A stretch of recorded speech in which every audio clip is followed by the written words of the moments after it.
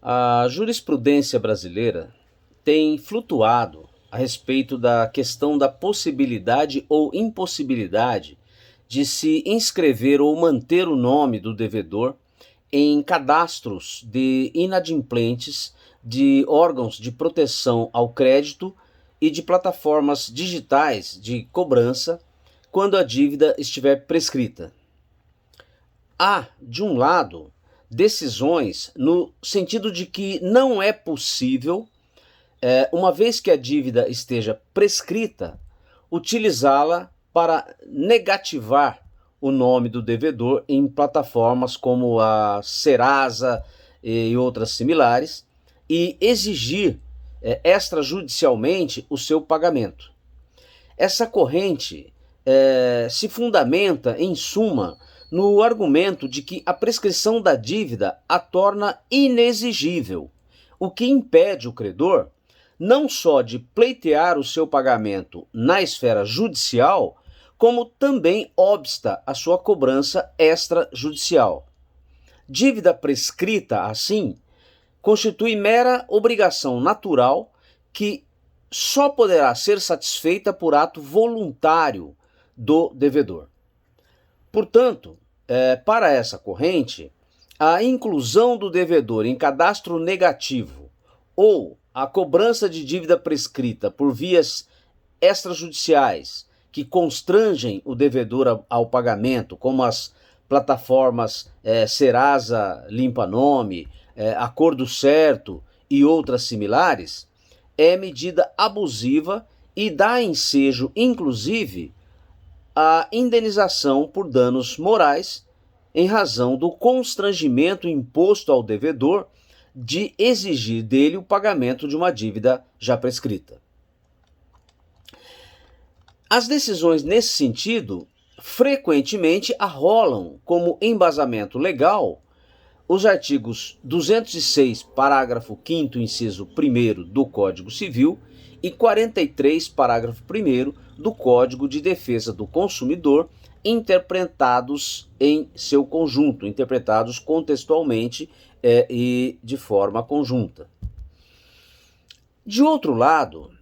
há vários julgados adotando entendimento oposto, decidindo, ao contrário, pela exigibilidade via administrativa de dívidas prescritas, ao argumento, em síntese, de que a prescrição atinge apenas o direito de ação do credor, que fica sem a via processual para exigir em juízo o seu crédito, mas a dívida não é atingida pela prescrição e permanece intacta, continua, portanto, existente. Para essa segunda corrente de pensamento, portanto, é lícito ao credor inscrever o nome do devedor em órgãos de proteção ao crédito, em plataformas de scores de crédito que atribuem pontuação aos consumidores ou que procuram diretamente o devedor para cobrança ou proposta de renegociação da dívida e assim por diante. Tais medidas, para essa vertente jurisprudencial, não podem ser proibidas ao credor, não são ilícitas e nem geram danos morais indenizáveis. Alega-se que a prescrição não significa que a dívida deixa de existir ou que o credor não tenha mais o direito de recebê-la. O que ele perde é, como dito, o direito de ação, mas o seu crédito não perece e, por isso, ele pode tentar satisfazê-lo por vias extrajudiciais, evidentemente, desde que não constituam cobrança abusiva, aquela tratada no Código de Defesa do Consumidor. Uma terceira posição jurisprudencial ainda, de natureza intermediária entre essas duas anteriormente citadas, afirma que a cobrança de dívida prescrita por vias extrajudiciais é lícita, é permitida, porém, é ilícita, é indevida, é proibida,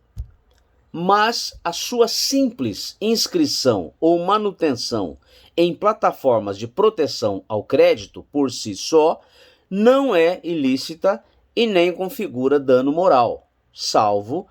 se demonstrada sua indevida divulgação a terceiros. Essa terceira posição foi, inclusive, adotada no enunciado número 11 da Seção de Direito Privado do Tribunal de Justiça de São Paulo. Portanto, verifica-se que há 3 pensamentos diferentes sobre o mesmo tema, sobre a mesma matéria de direito. E em razão dessa manifesta controvérsia jurisprudencial, e reconhecendo que, mesmo após a aprovação do seu enunciado número 11, as divergências a respeito do assunto não estavam superadas no âmbito da sua competência, o Tribunal de Justiça de São Paulo instaurou recentemente, mais precisamente agora na segunda quinzena do mês de setembro passado, um incidente de resolução de demandas repetitivas, um IRDR, para solucionar de vez essa questão. O IRDR é um incidente processual, uma inovação trazida pelo Código de Processo Civil de 2015,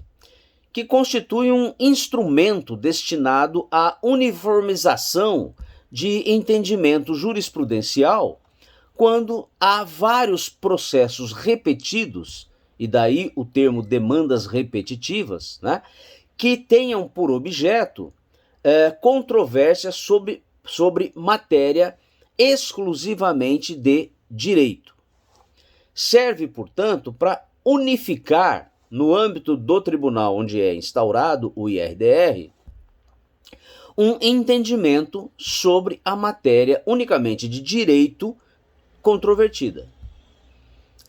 A partir do seu julgamento, nos termos do artigo 927, inciso 3º do Código de Processo Civil, os juízes e tribunais deverão observar o que foi decidido no incidente, criando um padrão decisório similar, guardadas as devidas proporções e os limites de extensão da sua abrangência, ao que ocorre em relação às súmulas vinculantes. Isso, então, vai propiciar, primeiro, um tratamento isonômico entre todos os jurisdicionados, já que, a partir da unificação de entendimento, todos os processos terão uma solução semelhante. Segundo, propiciará uma maior segurança jurídica, porque se passa a ter uma previsibilidade do conteúdo das decisões judiciais, que é o elemento básico da segurança jurídica. E terceiro,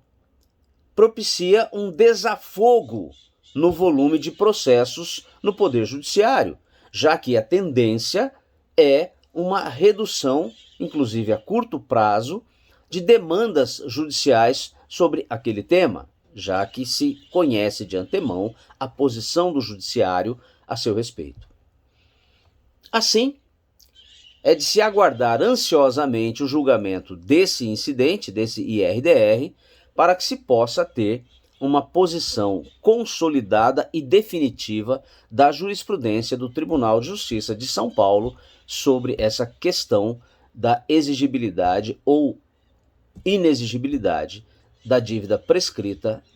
por meios extrajudiciais.